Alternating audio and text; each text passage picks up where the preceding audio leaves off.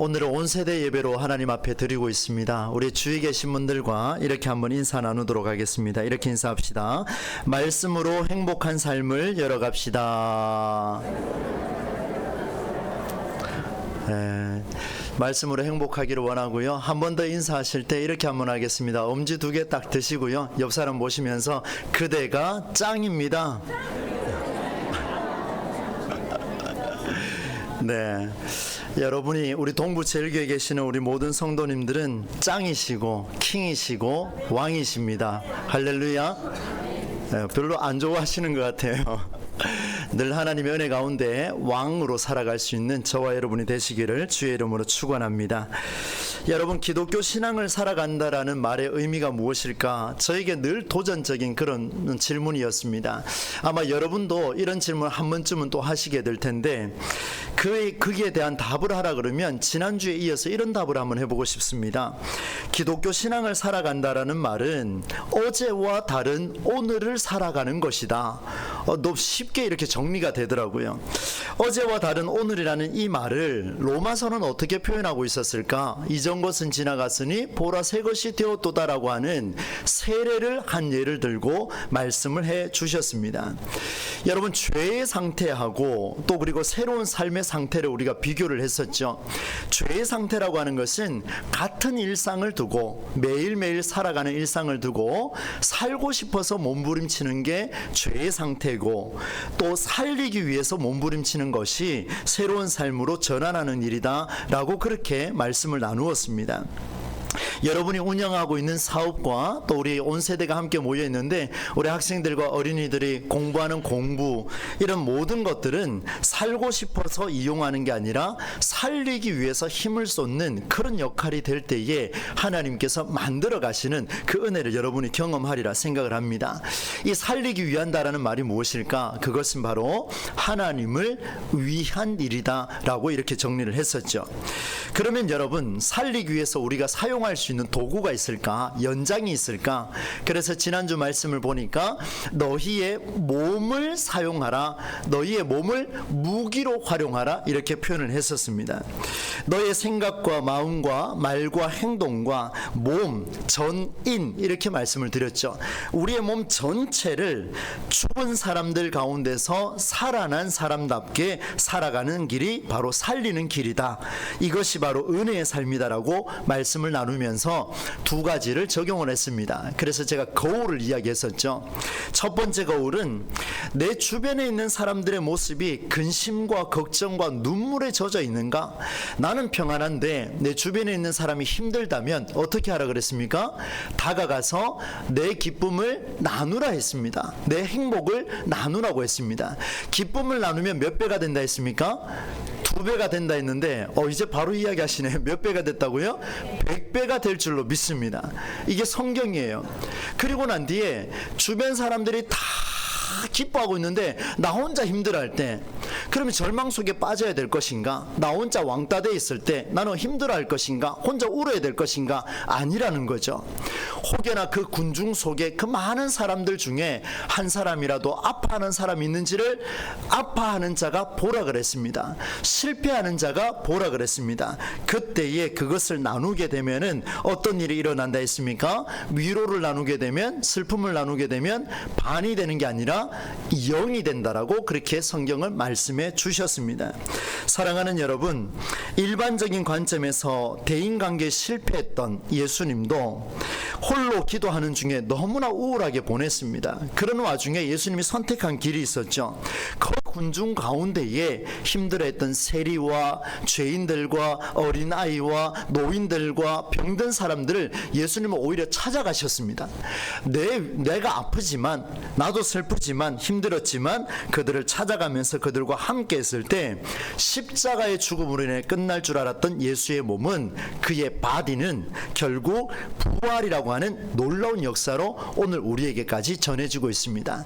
바라건대 저와 여러분의 삶이 오늘 예수님의 이런 삶처럼 많은 사람들, 군중 속에 아파하는 자들을 찾아감으로 그들에게 죽음이 아니라 부활의 역사를 펼쳐나갈 수 있는 귀한 도구로 쓰임받기를 주의 이름으로 간절히 축원합니다.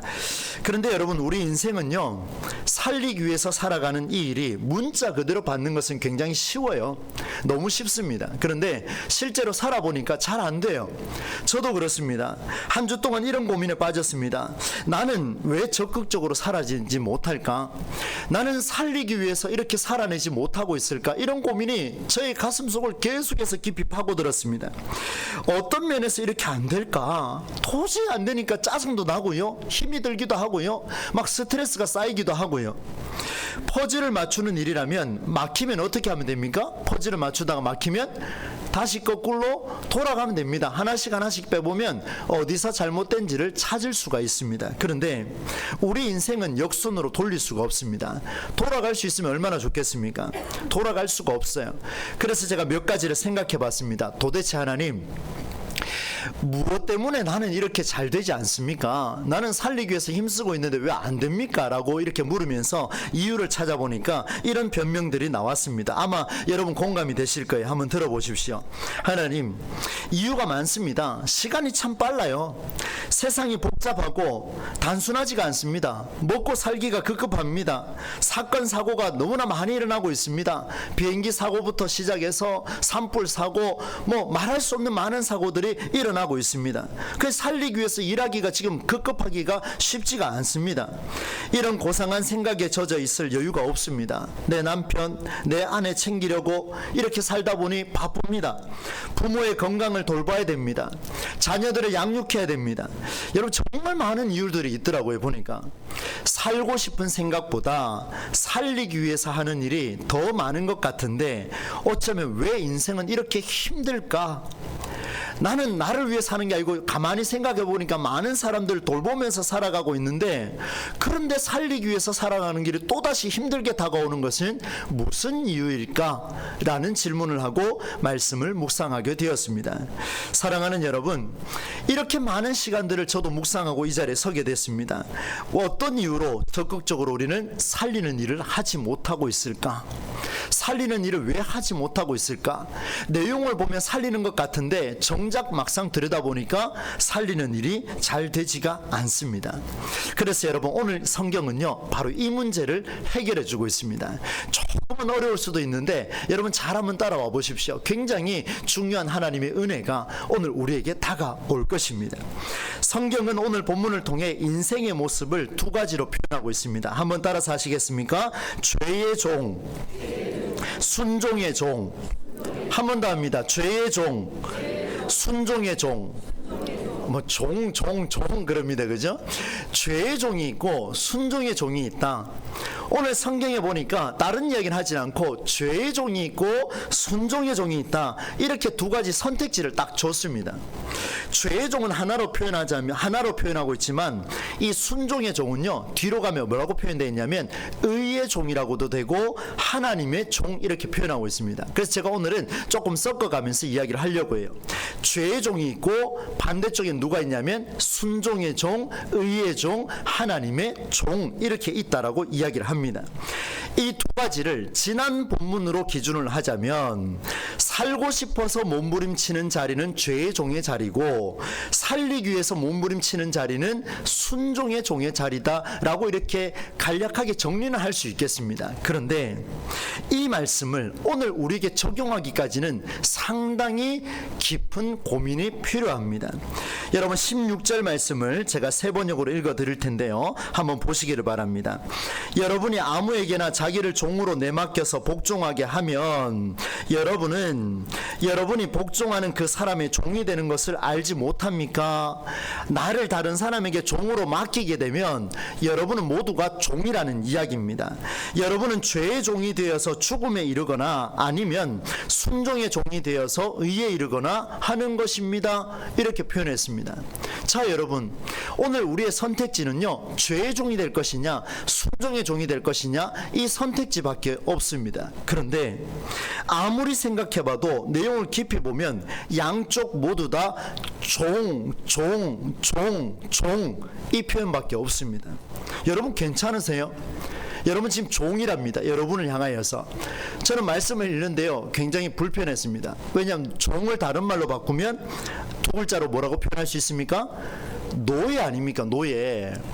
노예를, 저보고 노예를 선택하라는 거예요.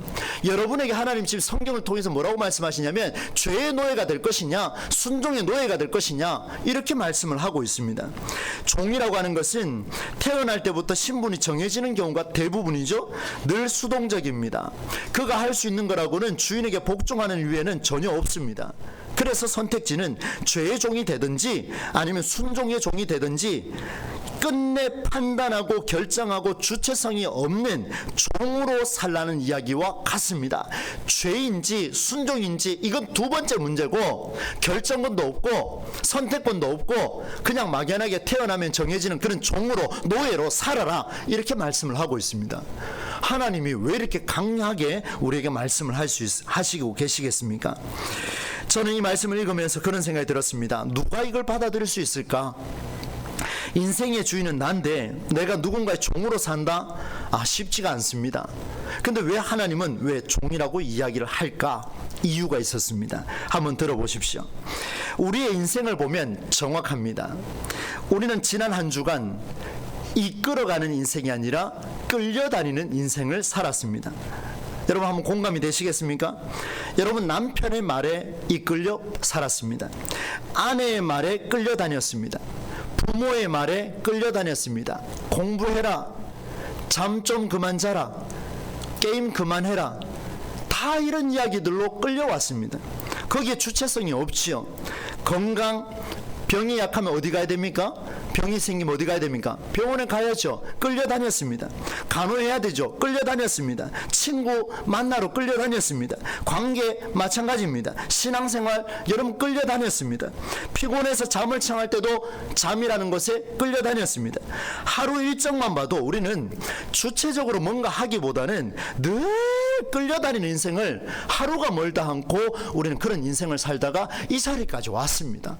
저 역시 마찬가지입니다. 배고프면 뭐 해야 됩니까? 밥 먹어야죠, 그죠? 건너뛰는 분들이 좀 간혹 계시긴 합니다만은 밥 먹어야죠. 우리 늘 끌려다닙니다. 나라는 존재가 있지만, 여러분이 보실 때 최성수라는 사람의 존재가 있지만 실제로 제 삶을 되돌아보면은 나를 잃어버린 인생을 살았고, 잃어버렸음에도 불구하고 누군가에 의해 끌려다녔음에도 불구하고 오늘 우리는 뭐라고 이야기하냐면 나라는 존재가 있습니다라고 위로하며 그렇게 살아오더라는 겁니다. 굉장히 심각한 상황에 처했죠. 그래서 하나님은 오늘 성경에 뭐라고 우리에게 알려주시냐면 사람은 주인이 될 수 없다. 사람은 종으로밖에 살 수가 없다. 그런데 사람은 주인이 될 수 없고 종으로 살아갈 수밖에 없는 연약한 존재임을 성경이 증언하고 있다면, 그러면 우리가 해야 될 일이 있습니다. 우리가 종이라면 이제는 주인을 찾아야 됩니다. 여러분, 종은 누구를 살릴 수 있는 존재가 아니지요. 종은 주인이 누구인지에 따라서 그저 끌려갈 뿐입니다. 그래서 성경 우리에게 묻습니다. 오늘 당신은 어느 주인의 말을 듣고 살아가고 있는가 묻습니다. 오늘 성경은 죄의 종과 순종의 종을 이야기를 했습니다. 죄의 종이라고 이야기하는 것은 죄를 주인으로 삼는 일입니다. 죄를 주인으로 삼는 일이에요. 그러나 순종의 종은 의의 종이고 하나님의 종이라 말씀을 드렸죠.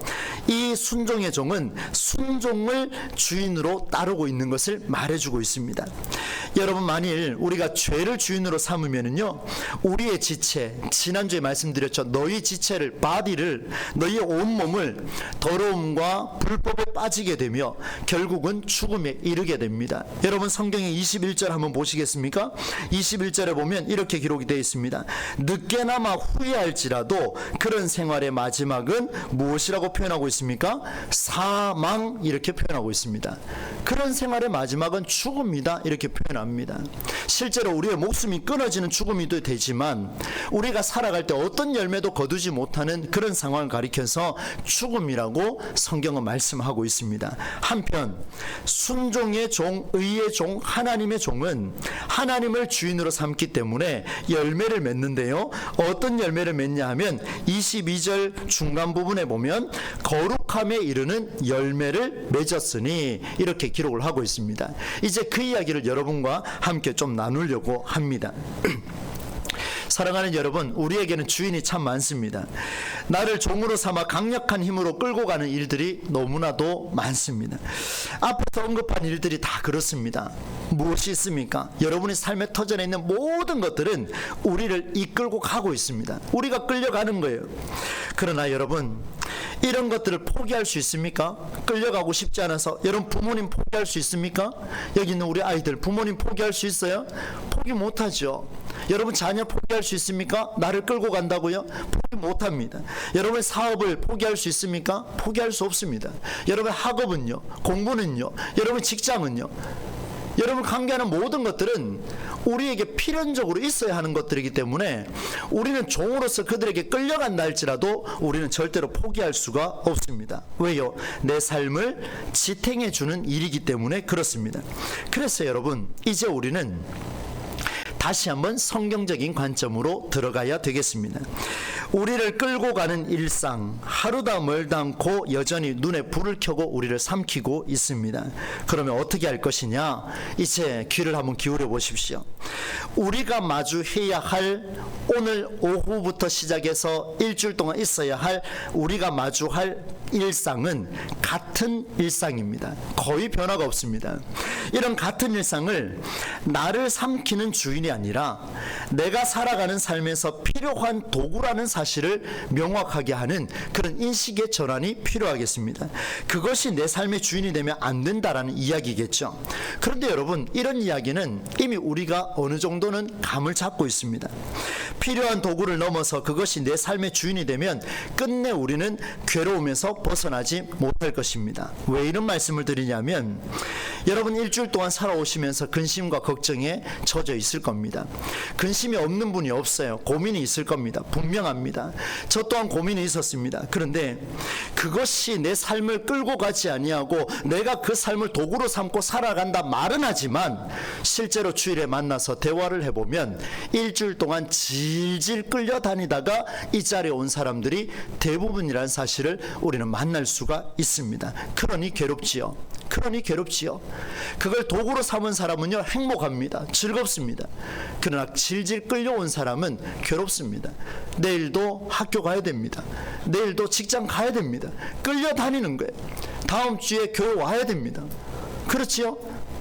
목사가 또 뭐라고 말할지 여러분 궁금하지 않습니까? 그런 일들이 우리는 끊임없이 우리에게는 일어나고 있습니다. 얼마나 많은 일들이 일어나고 있습니까? 만일 그것들이 반복되면은요, 그것들을 주인으로 삼으면 여러분 돈의 종이 될 것이고, 지식의 종이 될 것이고, 학교의 종이 될 것이고, 사업의 종이 될 것이고, 부모의 종이 될 것이고, 자녀의 종이 될 것이고, 여러분이 하고 있는 모든 일에 종으로 살아갈 수밖에 없음을 하나님 우리에게 말씀해 주고 있습니다. 또다시 우리는 울 겁니다. 또다시 우리는 스트레스 받을 겁니다. 살고 싶어서 눈물을 흘리게 될 겁니다. 그래서 성경 마태복음 6장 24절에는 이 말씀이 기록되어 있습니다. 제가 읽어드리겠습니다. 아무도 두 주인을 섬기지 못한다. 한쪽을 미워하고 다른 쪽을 사랑하거나 한쪽을 중히 여기고 다른 쪽을 업신 여길 것이다. 너희는 하나님과 재물을 아울러 섬길 수 없다. 이렇게 기록하고 있습니다. 너희는 하나님과 재물을 어떻게 한다고요? 아울러 섬길 수 없다. 그럼 하나님과 재물 중에 선택하라는 겁니다. 누구를 선택하라는 겁니까? 솔직하게 이야기하세요. 솔직해지십시오. 하나님과 재물 중에 무엇을 선택하실 겁니까? 할렐루야. 하나님과 재물 중에, 하나님과 돈 중에, 하나님과 부모 중에, 하나님과 자녀 중에, 하나님과 학교 중에, 하나님과 사업 중에 절대적으로 하나님을 선택할 수 있는 그런 은혜가 우리에게 일어나게 될 줄로 믿습니다. 일어나야 돼요. 하나님 지금 그걸 이야기하고 있습니다. 어디 그렇게 질질 끌려다니고 있느냐? 그래? 종으로 살 수밖에 없냐? 그러면 나를 주인으로 삼아라. 재물을 주인으로 삼지 말고, 그 수많은 스트레스를 주인으로 삼지 말고 나를 주인으로 삼으면 어떻겠냐? 예수님 그 말씀을 우리에게 전해주고 있습니다. 그런데 그럼에도 아직 우리가 해결하지 못한 게 한 가지가 있습니다. 그게 뭐냐면 종입니다. 여러분, 종은 결정권이 없습니다. 주체성이 없습니다. 선택할 수도 없습니다. 그가 할 수 있는 건 주인의 말을 듣는 것밖에 없습니다. 주인의 말을 듣지 않는 노예는 어떻게 됩니까? 쫓겨나거나 죽지요. 쫓겨나거나 죽습니다. 매 맞거나. 제가 지난번에 설교할 때 예를 한번 들었지 않습니까? 그가 할 수 있는 것은 듣는 것밖에 없습니다.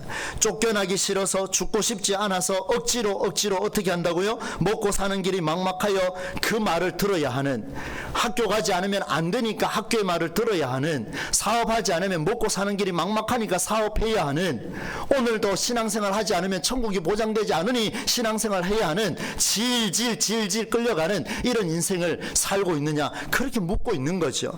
우리는 종으로서 아무것도 결정권이 없습니다. 그냥 끌려갈 뿐이에요. 이성도 감성도 또 판단도 없는 하나의 수단일 뿐입니다. 내 인생이 종이라면 그렇습니다. 그러면 여러분 한번 보십시오. 죄의 종이 아니라 의의 종으로 산다 그랬습니다. 순종의 종으로 산다 했습니다. 조금은 각자에게 불편할 수도 있지만 종이 아닌 좋은 단어도 많이 있을 텐데, 하나님 이런 단어는 안 됩니까? 우리를 자녀 삼아 주셨습니다. 우리를 용사로 삼아 주셨습니다. 우리를 백성으로 만들어 주셨습니다. 우리를 사랑하는 딸이요 사랑하는 아들로 만들어 주셨습니다. 성경에 많이 나와요. 그런데 왜 로마서는 종이라고 표현을 했을까요? 생각과 판단과 결정권을 가진 우리가 누군가의 말에 무조건 들어야 하는 종으로 산다는 거 심각하게 불편합니다. 그런데 생각해 봤습니다. 오늘 로마서가 이 이야기를 한다면 분명히 해답이 있을 텐데 그게 뭘까? 종에게는 정말 결정권이 없을까라는 질문이었습니다. 하나님, 제가 종으로 사는 거 맞습니다. 목사이니까 당연히 주의 종이죠. 그거 말고요, 우리 그리스도인으로서 종으로 살아간다면 하나님, 저에게는 결정권이 하나도 없습니까? 라고 이런 질문 속에 하나님의 음성을 듣기 시작했습니다. 성경을 통해 들었습니다. 여러분, 종에게는 결정권이 있습니다. 무슨 결정권이 있을까요? 한번 생각해 보십시오. 종에게는요, 그 주인의 말에 응답할 결정권이 있습니다. 그의 신분이 종이랄지라도 내 주인을 제외한 다른 주인에게는 절대로 해서는 안 되는 절대적인 결정권이 그 종에게만 있습니다. 한 번 더 말씀을 드릴게요. 그의 신분이 종이라 할지라도, 우리가 종이라 할지라도 내 주인을 제외한 다른 주인에게 해서는 안 되는 절대적인 결정권이 우리에게 있다라는 것을 말씀해 주고 있습니다. 그것은 주인의 말이요, 주인의 마음이요, 주인의 뜻을 살아내는 일에는 절대적으로 결정권을 가질 수 있다라는 겁니다. 이게 바로 성경이에요. 얼마나 멋집니까? 다시 말하면 하나님의 말씀이 떨어졌을 때 그 말씀의 주인인, 그 주인이 가장 원하는 일이 무엇인지를 고민하는 일은 우리가 할 수 있다는 거예요. 그것이 무엇인지를 판단하는 일은, 결정하는 일은 우리가 할 수 있다는 거예요. 그것을 시행할 수 있는 주체성을 가지는 것도 우리가 할 수 있다는 것을 보여줍니다. 그래서 종이 되는 것이 또 하나의 복이 될 수 있다는 것을 말씀해 주고 있죠. 여러분, 17절 18절 말씀인데요, 이 말씀도 제가 세 번역으로 한번 읽어드리겠습니다. 한번 띄워주실 수 있겠습니까? 같이 한번 읽어보겠습니다. 시작. 그러나 하나님께 감사하는 것은 여러분이 전에는 죄의 종이었으나 전에 받은 교훈의 본의 마음으로부터 순종함으로써 죄에서 해방을 받아서 의의 종이 된 것입니다. 이 말씀 그대로 한번 두시겠습니까? 잘 한번 보세요. 그러나 하나님께 감사하는 것은 여러분이 전에는 어떤 종이었다고 되어 있습니까? 죄의 종이었다라고 되어 있습니다. 17절에 이제 여러분은 전에 받은 교훈의 본의 마음으로부터 순종함으로써 18절에 죄에서 해방을 받아 어떤 종이 됐다 그랬습니까? 의의 종이 되었다, 이렇게 표현하고 있습니다.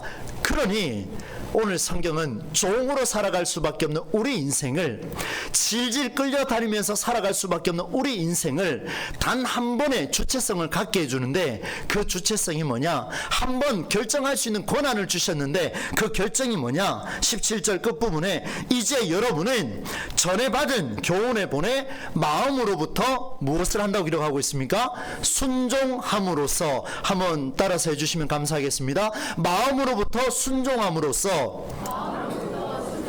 정말 중요해요. 한 번 더 하겠습니다. 마음으로부터 순종함으로써. 마음으로부터 순종함으로써. 이게 결정권이에요. 내가 할 수 있는 최선. 이게 무엇입니까? 죄의 종에서, 돈의 종에서, 학교의 종에서, 공부의 종에서, 사업의 종에서, 관계의 종에서, 우울함 종에서, 모든 종에서 일어설 수 있는 유일한 단 하나의 길이 있는데, 여러분은 전에 받은 교훈의 본의 마음으로부터 순종함으로써 의의 종으로 달라질 것이다, 이 말씀을 주고 있습니다. 그래서 여러분, 주일날마다 선포되는 메시지가 너무나 무게 있고 중요합니다. 저는 올라와서 제 얘기를 하고 싶지가 않습니다. 수많은 간증으로 여러분에게 마음을 현혹시킬 생각도 없습니다. 여러분에게 웃음을 한 번 더 주고 싶은 그런 마음도 사실은 인간적으로는 요만큼 있지만, 그러나 이 자리는 무게 있는 자리이기 때문에 그렇게 선포할 수가 없습니다. 성경을 다시 한번 보십시오. 우리가 죄의 종에서 의의 종으로 갈 수 있는 길, 우리가 죄의 종에서 순종의 종으로 하나님의 종으로 갈 수 있는 유일한 길은 여러분이 전에 받은 그 말씀을 마음으로 순종함으로써 전환이 될 수 있다, 이렇게 말씀을 해주고 있습니다. 사랑하는 여러분, 교회에 오셔서 한번 위로의 말을 듣고 싶습니까? 교회에 오셔서 한번 용기의 말을 듣고 싶습니까? 이제 그런 거 좀 내려놓으시고 의의 종으로 돌아설 수 있는 유일한 한 길을 주셨는데, 말씀을 들을 때마다 그 말씀을 가슴에 새기며 이것이 주님으로부터 오신 그 말씀의 능력이라는 것을 가슴에 새기신다면, 그리고 전환이 일어난다면 하나님의 은혜가 저와 여러분에게 함께 하실 줄로 믿습니다. 주체성을 가지셔야 돼요. 단 한 번이에요. 언제요? 주의 말씀을 가지고, 주의 말씀을 가지고 그 말씀을 마음으로부터 순종하여 살아내고자 몸부림치는 그 길은 한 길입니다. 유일한 길입니다. 죄의 종에서 의의 종으로 살아가는, 성경이 위대하고 성경이 살아있는 이유가 바로 이 사실입니다. 사랑하는 여러분, 죄의 종에서 의의 종으로 살아가는 이 길, 성경의 선포에 따라 마음으로부터 순종하는 이 길밖에 없습니다. 여러분 꼭 기억하십시오. 이것이 하나님의 은혜요, 하나님의 마음이요, 주인의 뜻이라는 것을 보여주고 있습니다. 이제 마지막으로 결론에 도달하며 이렇게 한번 그의 하나님의 명령을 한번 들어보겠습니다. 하나님이 베푸시는 말씀이 어떻게 우리에게 다가왔는지, 그 말씀이 가장 원하는 것이 무엇인지를 한번 찾아볼 텐데, 여러분 19절 말씀을 우리가 세 번역으로 함께 한번 읽어보도록 하겠습니다. 함께 같이 읽습니다. 시작. 여러분의 이해력이 미약함으로 내가 사람의 방식으로 말하겠습니다. 여러분이 전에는 자기 지체를 불법의 종으로 내맡겨서 불법에 빠져 있었지만, 이제는 여러분의 지체를 의의 종으로 바쳐서 거룩함에 이르도록 하십시오, 이렇게 선포하고 있습니다. 여러분의 바디, 여러분의 지체를 의의 종으로 거룩함에 이르도록 하라, 무슨 말인지는 다 이해했습니다. 그러나 이것이 실질적으로 적용하기에는 무슨 말인지 해석할 수 있는 사람 얼마나 되겠습니까? 그것은 주의 말씀이 선포될 때마다 그 말씀이 주인의 뜻이라면, 그 주인의 뜻이 무엇인지를 고민하고, 그 주인의 뜻이 이것이라면 이 한 주간 이 말씀으로 한번 살아내보고, 그래서 순종해보고, 그렇게 살아보고, 그 주인이 그토록 바라는 그 일, 그게 바로 거룩함의 열매다, 이렇게 표현하고 있습니다. 레위기 19장 2절 말씀에 이런 말씀이 있습니다. 이스라엘 백성에게 말씀하십니다. 너희는 거룩하라, 내가 거룩하니 너희도 거룩하라, 하나님 말씀하셨습니다. 하나님이 가장 기뻐하시는 게 뭐냐면 거룩입니다. 이걸 다른 말로 표현하면 한번 따라서 합시다. 생명입니다. 거룩은 생명입니다. 하나님이 거룩해지는 그 상황은 생명이 살아날 때입니다. 역시 마찬가지입니다. 오늘 우리가 생명의 가치를 살려낼 때 거룩함의 가치가 살아납니다. 그래서 지난주 본문과 오늘 본문이 연결됩니다. 우리의 바디, 우리의 지체를 여러분 활용하십시오. 나 혼자 행복하고 다른 사람이 불행하면 찾아가서 행복을 나누시고, 다른 사람이 기뻐하고 나 혼자 불행해 보이면 그럼에도 불구하고 군중 속에 울고 있는 자를 찾으시기를 바랍니다.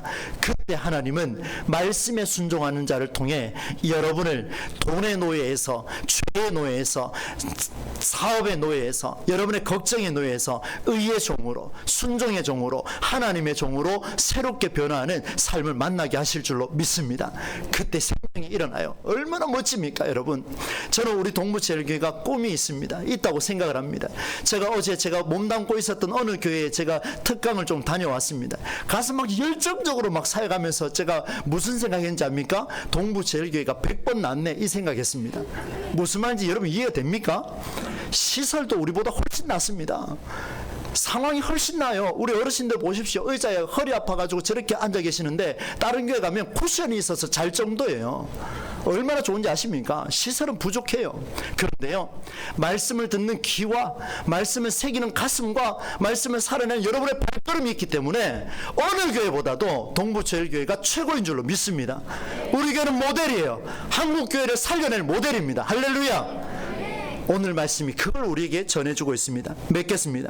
로마서 6장 전체는요, 우리가 한 주간 살아가야 할, 마주해야 할 일상이 나를 삼킬 때 정신 바짝 차리라, 이 말씀을 주고 있습니다. 정신 바짝 차리고 무엇 하라고요? 주신 말씀을 살아내십시오. 그러면 돈의 노예에서 하나님의 종으로 바뀌고, 사업의 노예에서 하나님의 종으로 바뀌고, 여러분의 공부의 노예에서 하나님의 종으로 바뀌는 역사가 일어나게 될 줄로 믿습니다. 이 모든 역사의 현장이 저와 여러분에게 일어나기를 주님의 이름으로 간절히 축원합니다. 하나님 아버지, 말씀을 가지고 또 한 주간을 시작하려고 합니다. 아버지 하나님, 우리는 종입니다. 세상을 향하여서도 우리는 종입니다. 우리는 질질 끌려다니는 참 바보 같은 존재입니다. 그래도 나는 살아있다 그렇게 말하지만, 그러나 돌이켜보면 또다시 우리는 끌려다닙니다.